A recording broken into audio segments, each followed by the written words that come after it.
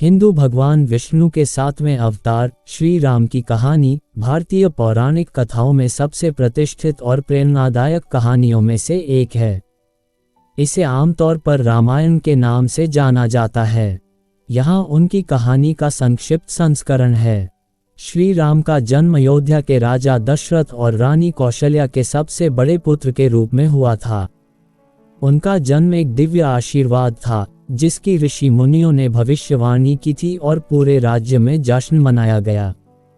जैसे जैसे बड़े हुए, श्री राम ने दया, करुणा और धार्मिकता के असाधारण गुणों का प्रदर्शन किया।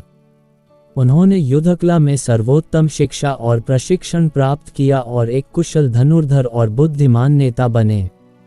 जब दशरथ के पास अपना उत्तराधिकारी चुनने का समय आया तो उन्होंने श्री राम को राजकुमार के रूप में ताज पहनाने का फैसला किया।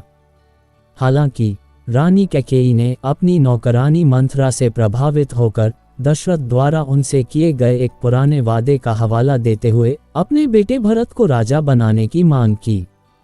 दशरथ की अनिच्छा के बावजूद श्री राम ने अपने पिता के फैसले को स्वीकार कर लिया और अपने पिता के वचन का सम्मान करने के लिए स्वेच्छा से 14 साल के लिए वनवास में जाने के लिए सहमत हो गए। उनकी समर्पित पत्नी सीता और वफादार भाई लक्ष्मण ने उनके साथ जंगल में जाने पर जोर दिया। अपने वनवास के दौरान श्री राम, सीता और लक्ष्मण को कई चुनौतियों और बाधाओं का सामना करना पड़ा।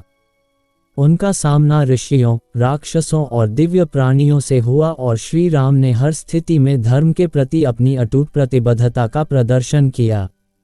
रामायण का सबसे प्रसिद्ध प्रसंग राक्षस राजा रावण द्वारा सीता का अपहरण है। सीता की सुंदरता पर मोहित होकर रावण ने उनका अपहरण कर लिया और उन्हें अपने राज्य लंका में ले गया। श्री राम ने अपनी प्रिय पत्नी को बचाने के लिए बहादुर हनुमान के नेतृत्व में बंदरों की सेना की मदद से रावण के खिलाफ भीषण युद्ध किया। एक लंबे और कठिन युद्ध के बाद श्री राम विजयी हुए। उन्होंने रावण को हराया और सीता को बचाया। हालांकि अयोध्या के लोगों ने सीता की पवित्रता पर सवाल उठाया, जिसके कारण श्री राम ने उन्हें अपनी पवित्रता साबित करने के लिए अग्नि परीक्षा से गुजरने के लिए कहा। सीता बेदाग निकली और श्री राम के प्रति अपनी पवित्रता और भक्ति की पुष्टि की। श्री राम अयोध्या लौटे, जहां उनकी प्रजा ने उनका हर्षोल्लास से स्वागत किया। उन्हें एक सच्चे राजा के रूप में ताज पहनाया गया और उनके शासनकाल में सभी के लिए शांति, समृद्धि और न्याय था।